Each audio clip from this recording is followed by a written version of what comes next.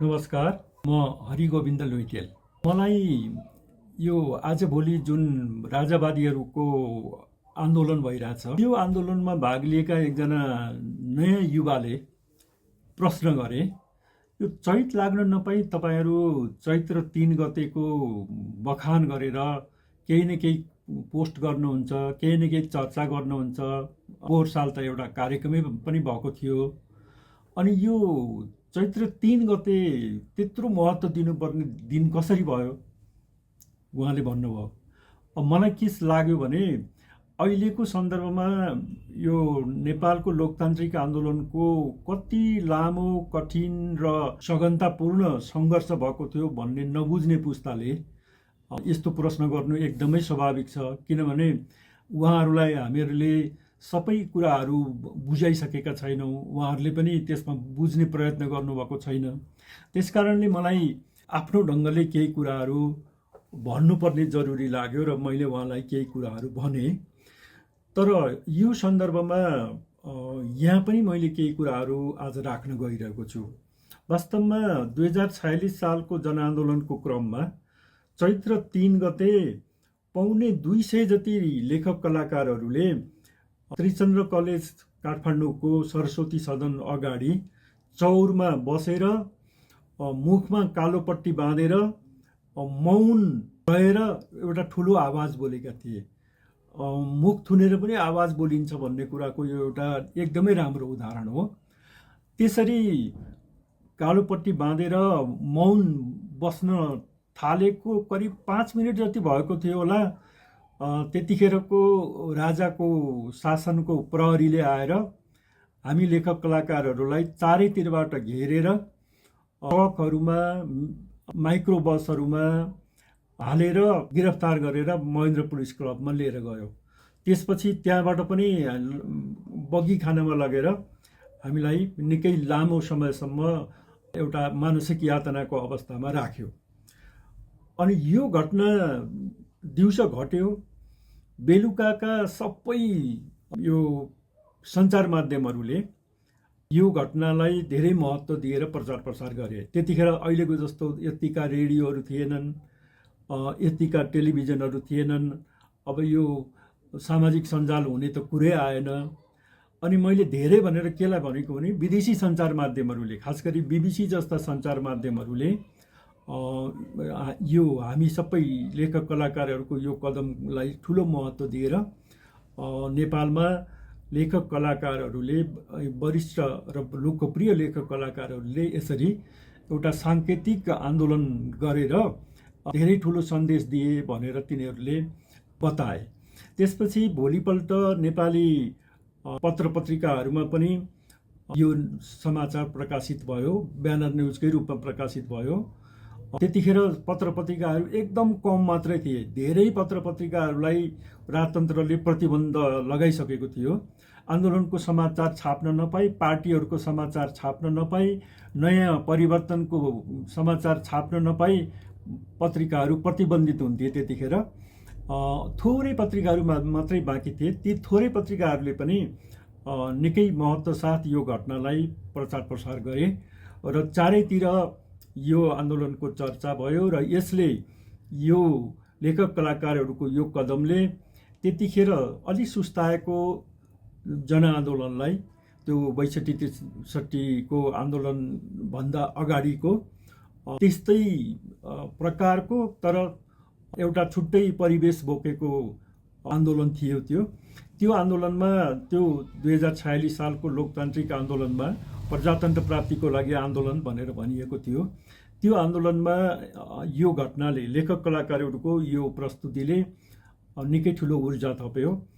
त्यसभन्दा पछाडि चैत्र 3 पछाडि चैत्र 7 गते बुद्धिजीवीहरूले 700 जनाले काठमाडौँको त्रिभुवन विश्वविद्यालयको अडिटोरियम हलमा कार्यक्रम गर्नुभएको थियो। बौद्धिकहरूले, प्राध्यापकहरू, लयरहरू, त्यसै गरी अरू पेसाका व्यक्तिहरूले उहाँहरूलाई पनि 700 जनालाई घेराउ गरेर गिरफ्तार गरेर लग्यो। यो घटनाले पनि झन् आगोमा घिउ थप्ने काम गर्यो। आन्दोलनरत नेपाली जनतालाई, मनमा आन्दोलनको हुटहुटी बोकेर बसेका नेपाली जनतालाई चारैतिरबाट आन्दोलनको मैदानमा प्रस्फुटित हुनलाई यी घटनाहरूले मद्दत गरे। अनि र यसरी 2046 सालको चैत्र 24 गतेमा पुग्दाखेरि जुलुसको भयङ्कर ठुलो रूप देखियो काठमाडौँमा। र त्यो चैत्र 30 को पराकाष्ठाको जुलुस पछाडि 25-26 गते नेपालमा बहुदलीय व्यवस्थाको स्थापना भयो। राजाले बाध्य भएर बहुदलीय व्यवस्थाको घोषणा गरे। त्यसबाट नेपाली लोकतान्त्रिक आन्दोलनमा केही उपलब्धिहरू हासिल भए। आंशिकै थिए ती उपलब्धिहरू, र पनि नेपाली जनताले गरेको आन्दोलनबाट नेपाली जनताको पौरखबाट प्राप्त फल भएको हुनाले त्यो महत्त्वपूर्ण थियो। अब यो सन्दर्भमा कालोपट्टि अभियान चालु थियो। यो कालोपट्टि अभियान चाहिँ किन गर्नु परेको थियो त हामीलाई? मैले त्यो युवालाई भनेको जवाफमा मैले के कुरा राखेको थिएँ भने दुईटा कुरा तपाईँले याद गर्नुहोस्। त्यतिखेर जो आन्दोलन भयो 2046 सालको जनआन्दोलन फागुनको 7 गतेबाट रुटिन बनाएर गरिएको आन्दोलन थियो। एउटा पक्षमा नेपाली काङ्ग्रेस, एउटा पक्षमा 7 दलको वाम मोर्चा र अर्को पक्षमा 4 दलको संयुक्त राष्ट्रिय जनआन्दोलन भन्ने यी तीनवटा पक्षहरू मिलेर आन्दोलन भएको थियो, तालमेल मिलाएर आन्दोलन भएको थियो। त्यो आन्दोलन हुनुको कारण र त्यो आन्दोलनमा भएका कतिपय घटना, यी दुईटा कारणले गर्दाखेरि लेखक कलाकारहरूले कालोपट्टि बाँधेका थिए। त्यो आन्दोलनभन्दा अगाडि के भएका थिए भन्दा नेपाली जनतालाई 2017 सालमा नेपालका असाध्यै लोकप्रिय राष्ट्रिय अन्तर्राष्ट्रिय क्षेत्रमा ख्याति प्राप्त गरेका र 15 सालको चुनावमा 2/3 बहुमतले जितेका तत्कालीन प्रधानमन्त्री विश्वेश्वर प्रसाद कोइराला समेतलाई गिरफ्तार गरेर सबै पार्टीहरूलाई प्रतिबन्ध लगाएर नेताहरू सबैलाई जेलमा कोचेर बाँकी भएका नेताहरूलाई निर्वाचनमा जान बाध्य बनाएर, भूमिगत हुन बाध्य बनाएर, थुप्रै मानिसहरूलाई थुनेर पिटेर जो पञ्चायती व्यवस्था राजाले लिएर आए, राजा महेन्द्रले, त्यसरी त्यो राजाको निरङ्कुश कदम चाल्ने काम भए पछाडि पार्टीहरू सबै प्रतिबन्धित भए। नेताहरू, अब कतिपय नेताहरू थुनामा परे, कतिपय नेताहरू जो भारतसँगको सिमानाको नजिक थिए उनीहरू देशबाट बाहिर गए, कतिपयहरू भूमिगत भए। अनि यस्तो स्थिति भयो कि यो पार्टीको प पनि उच्चारण गर्न नपाउने भयो, पार्टीहरू प्रतिबन्धित भए। अहिले यहाँ यो व्यवस्थाको विरोधमा समेत मानिसहरूले पार्टी खोल्न पाएका छन्, अनि संसदमा गएर आवाज उठाउन पाएका छन्। त्यसै गरी सबै मानिसहरूले जुलुस निकाल्न पाएका छन्। त्यस्तो कुरो सम्पूर्ण रूपमा त्यहाँ प्रतिबन्ध गरिएको थियो। राजाको पक्षमा बोल्नेहरूलाई छुट थियो, राजाको विपक्षमा रहेकाहरूलाई प्रतिबन्ध लगाइएको थियो। यस्तो अवस्थामा नेपाली जनताको एउटा कालरात्रिको सुरुवात भएको थियो भन्न मिल्छ। त्यो अवस्थामा राजतन्त्रका वरिपरिका मानिसहरूले मनपरी गर्न थाले। यो पञ्चायती व्यवस्था भनेर राजाले ल्याएको व्यवस्थालाई सपोर्ट गर्नेहरू तिनीहरूको मनपरी चल्न थाल्यो। काङ्ग्रेस र कम्युनिस्ट पार्टीमा लागेका कतिपय कार्यकर्ताहरूलाई डराएर, धम्क्याएर, तर्साएर राजाले आफ्नो पक्षमा तानेर लाने पनि काम गरे। अनि त्यसो गर्दै गर्दै गएर विभिन्न किसिमका नाटक नौटङ्कीहरू हुन थालेर यतिसम्म भयो कि राजाको त्यो व्यवस्थाभित्र राष्ट्रिय पञ्चायतको सदस्य भएका मानिसहरूले पनि सत्य बोल्यो भने उनीहरूलाई थुन्ने काम हुन्थ्यो। यसको उदाहरण चाहिँ नेपालका एकजना लोकप्रिय जननेता रूपचन्द बिष्टलाई लिन सक्छौँ हामी। रूपचन्द बिष्टले पञ्चायतमै पसेर पनि बहुदलीय व्यवस्थाको लोकतन्त्रको पक्षमा आवाज उठाउने काम गर्नुभयो।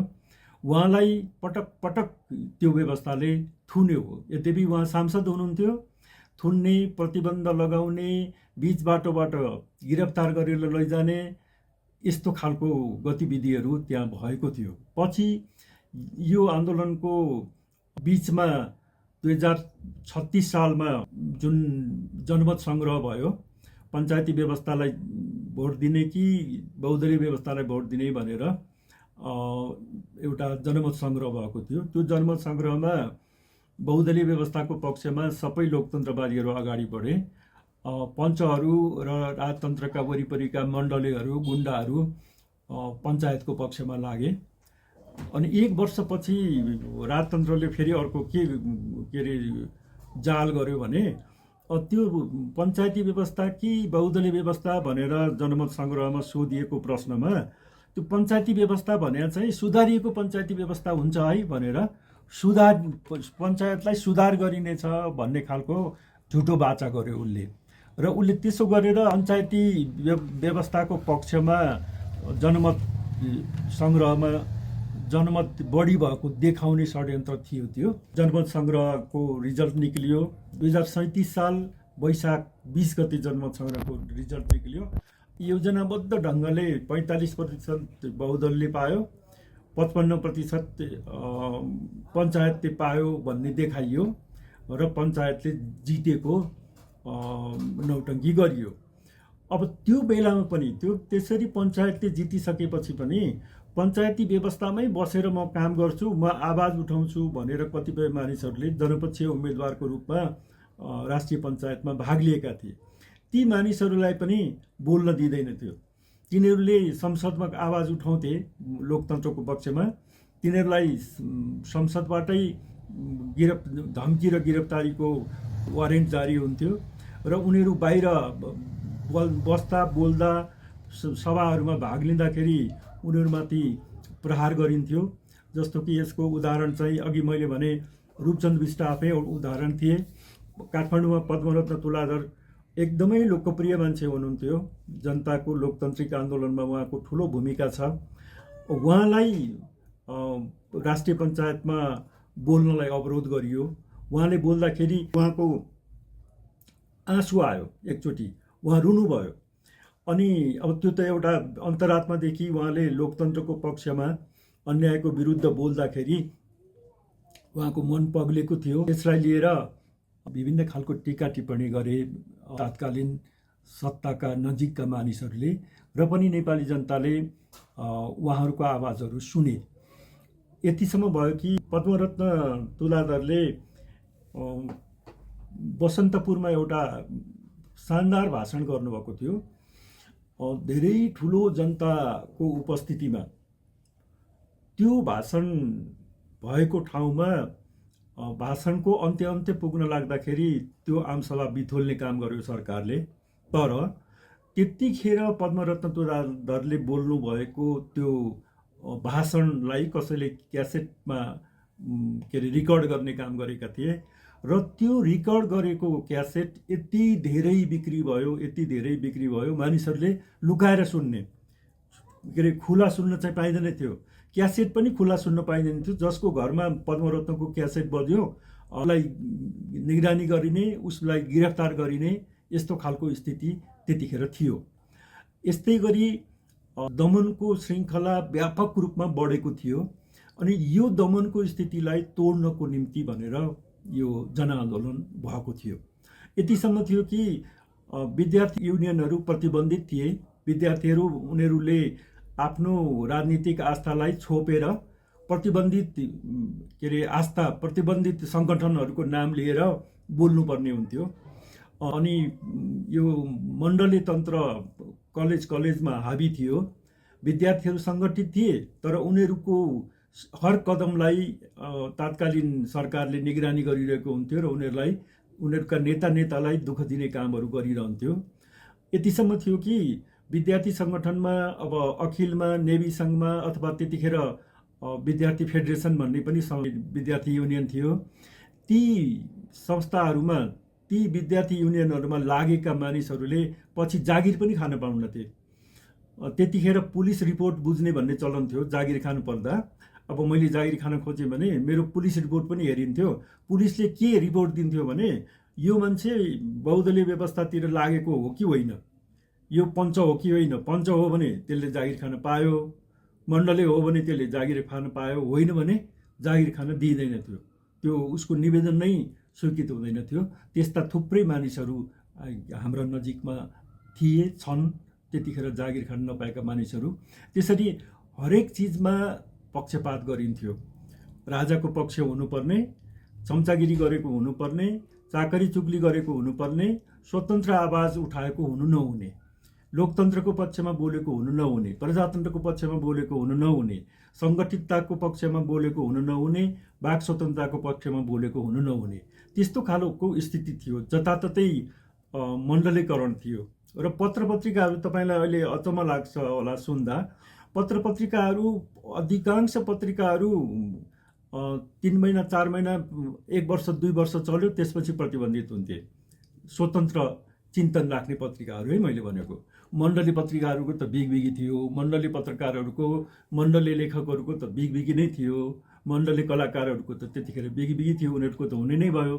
तर जो एउटा रूपान्तरणको पक्षमा लागेको छ, जो देशलाई अगाडि बढाउन चाहन्छ, प्रजातन्त्रको पक्षमा छ, प्रगतिशीलताको पक्षमा छ, उनीहरूको पत्रिकालाई प्रतिबन्ध लगाइने गरिन्थ्यो। र जस्तो कि अब म एउटा आफ्नो उदाहरण दिन चाहन्छु।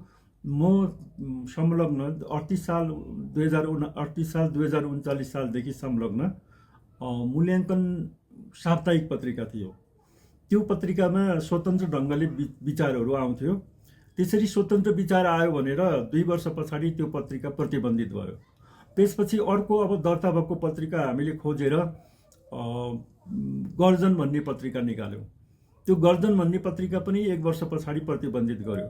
त्यसपछि अर्को बिलौना भन्ने पत्रिका खोजेर निकालियो, त्यसलाई पनि प्रतिबन्धित गर्यो। र अनि यो अहिले काभ्रेबाट प्रकाशित हुन्छ जनमत भन्ने साहित्यिक पत्रिका, त्यो त्यतिखेर साहित्यिक भइसकेका थिएन।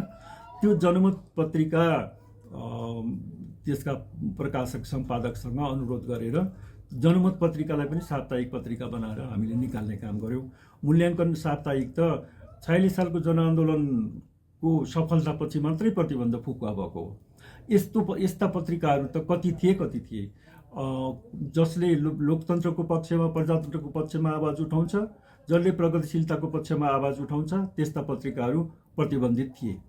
यस्तो प्रतिबन्धित हुने पत्रिकाहरू जति निक्लिरहेका थिए, उनीहरूलाई यति ठुलो सेन्सर थियो कि, कडा सेन्सर थियो कि, अब मैले यो 2043 सालको एउटा उदाहरण दिन्छु। म साहित्यिक पत्रिका उत्साहको त्यतिखेर कार्यकारी सम्पादक थिएँ। सम्पादकमा त्यतिखेरका प्रसिद्ध साहित्यकारहरू रमेश विकल हुनुहुन्थ्यो, पारिजात हुनुहुन्थ्यो, खगेन्द्र सङ्ग्रौला हुनुहुन्थ्यो, त्यसै गरी गङ्गा प्रसाद उप्रेती हुनुहुन्थ्यो, मन्जुल हुनुहुन्थ्यो। यस्ता वरिष्ठ मानिसहरूले लिड गरेको एउटा त्यो पत्रिका सबै थरी लोकतान्त्रिक र प्रगतिशील विचार राख्ने मानिसहरूलाई समेटेर उनीहरूको रचनाहरूलाई, साहित्यलाई प्रकाशन गर्ने एउटा राम्रो अभियान थियो।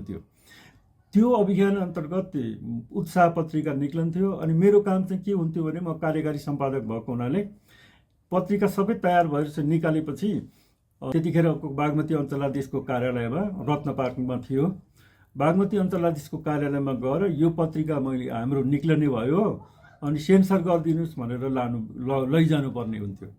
त्यहाँ बहुवन ठाकुर भन्ने चाहिँ कोही सह अञ्चलाधीश थिए, रामप्रसाद श्रेष्ठ भन्ने कोही अधिकृत थिए।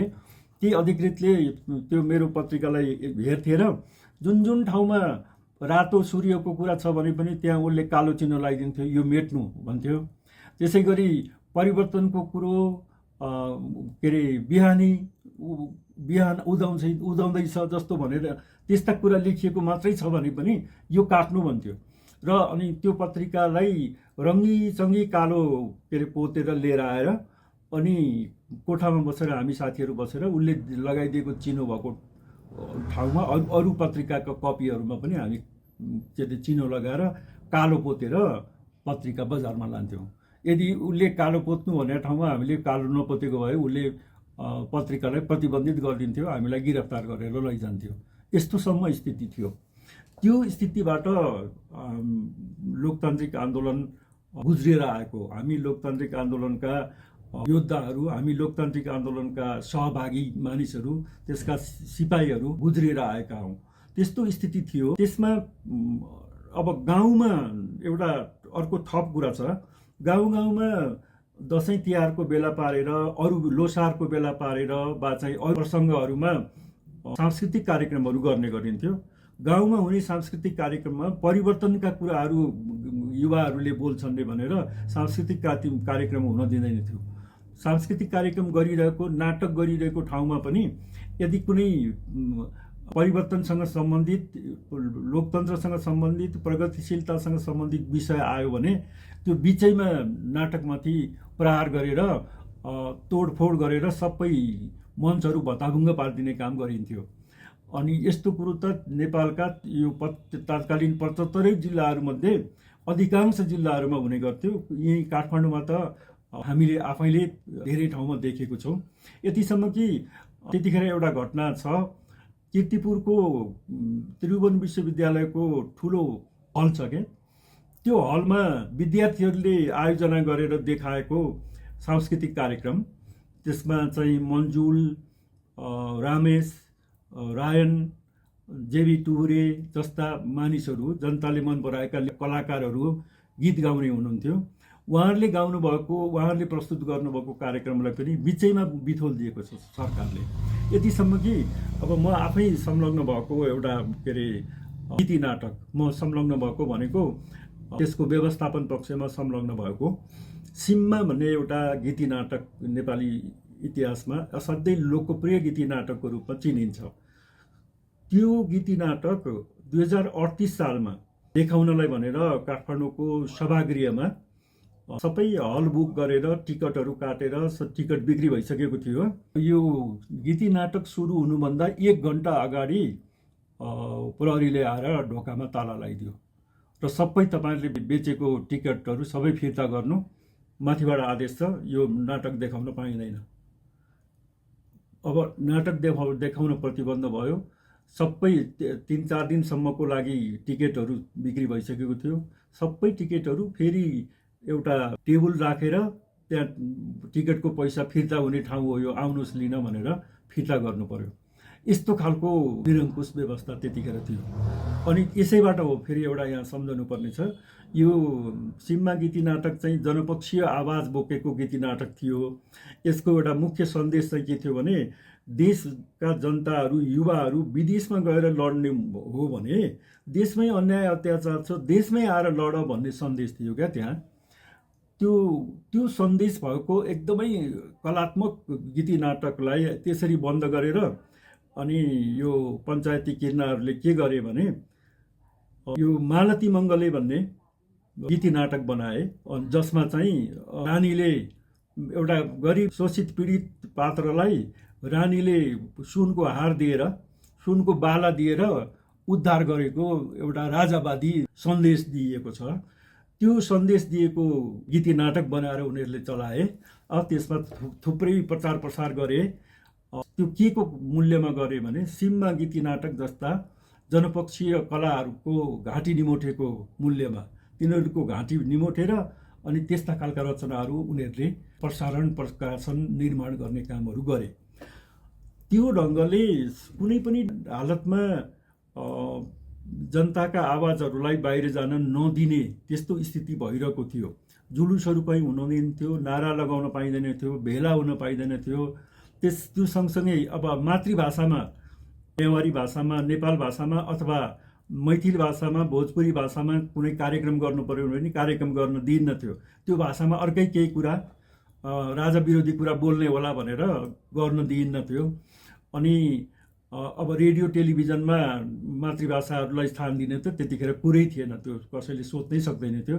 यतिसम्म कि काठमाडौँमा हुने त्यो नुदया लसतया भिन्तुना भनेर जो गरिन्थ्यो नि नयाँ वर्षको शुभकामना, नेपाल सम्वतको, त्यो नयाँ वर्षको शुभकामना र्याली मनाउनलाई पनि लोकतन्त्र पक्षका मानिसहरूलाई दिइँदैन थियो। उनीहरूलाई धरपकड गरेर गिरफ्तार गरिन्थ्यो। त्यस्तो स्थिति थियो। भाषा आन्दोलन समेत पनि प्रतिबन्धित थियो। भाषा आन्दोलनकै क्रममा हेर्ने हो भने जीवन दबु भन्ने एउटा कार्यक्रम तत्कालीन रेडियो नेपालमा यो 2015 साल अगाडिदेखि नै आउने गरेको थियो। 2022 सालमा गएपछि त्यो कार्यक्रम बन्द गरिदियो। थुप्रै सबै मातृभाषा प्रेमीहरूले दबाब दिनुभयो, तर त्यो चल्न दिएनन्।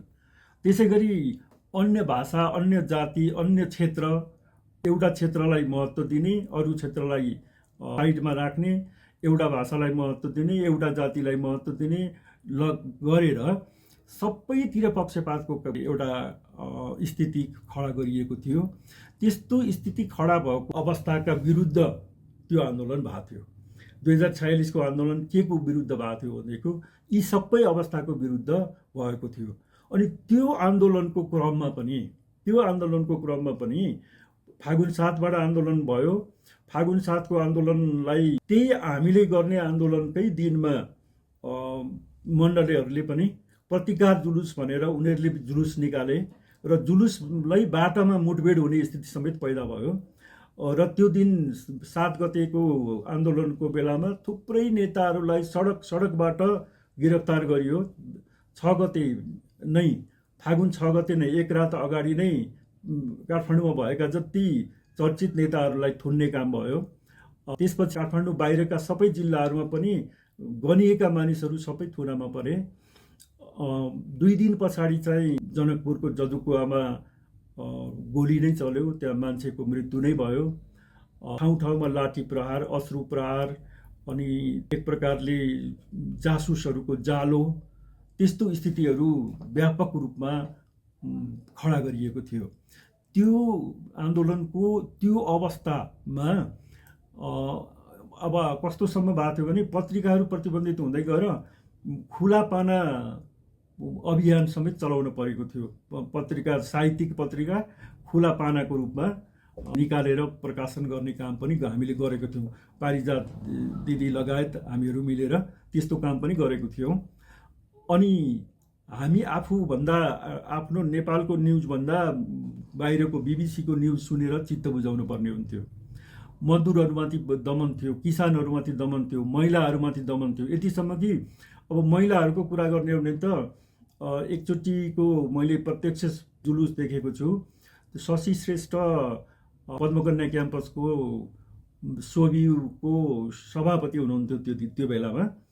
उहाँहरूको पद्मकन्या क्याम्पसबाट 8 मार्चको श्रमिक महिला दिवस मनाउनलाई उहाँहरूले एउटा जुलुस निकाल्नुभयो।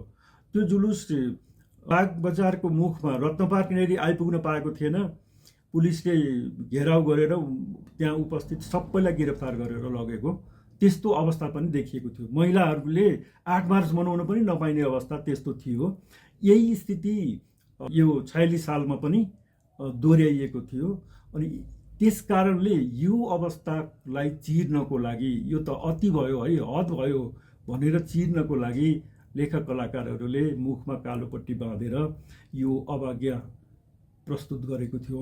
हामीले लेखक कलाकारहरूको जसले बोल्छन्, जसले गाउँछन्, जसले चित्र बनाउँछन्, जसले नाटक गर्छन्, जसले फिल्म बनाउँछन्, यस्ता मानिसहरूले नबोलिकन तिम्रो व्यवस्थाको हामी प्रतिवाद गर्छौँ भनेर प्रस्तुत हुनु भनेको एकदमै महत्त्वपूर्ण कुरा थियो। यो चैत्र 3 को महत्त्व पछिसम्म पनि रहिरहनेछ। चैत्र 3 ले हामी नेपालीहरूलाई 2टा सन्देश दिएको छ।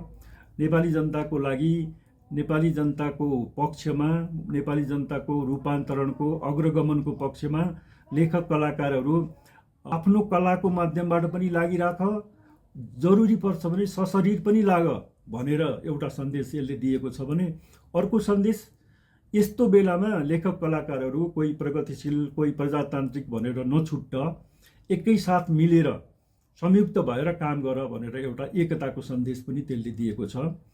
त्यो आन्दोलनलाई नेपाली जनताले जुन किसिमले मन परायो राष्ट्रिय अन्तर्राष्ट्रिय क्षेत्रमा, त्यसबाट नेपाली लेखक कलाकारहरू असाध्यै उत्साहित थिए।